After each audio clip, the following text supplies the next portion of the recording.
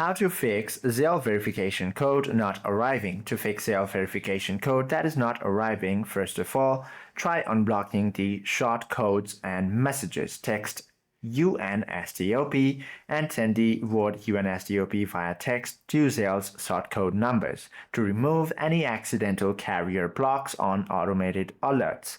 Then also make sure to check the spam filters on your phone messages application. And also try to verify the number. Simply confirm that you are using a standard US mobile number and landlines, because landlines and VoIP or Google Voice numbers do not work with Zelle. Then try restarting your device, as well as you can use the airplane mode to reset your connection with the carrier service. You simply have to turn on the airplane mode for 30 seconds and turn it off to force your phone to reconnect to your mobile carrier. Hope this video helps you out a lot. If you have any questions or queries, do comment down below.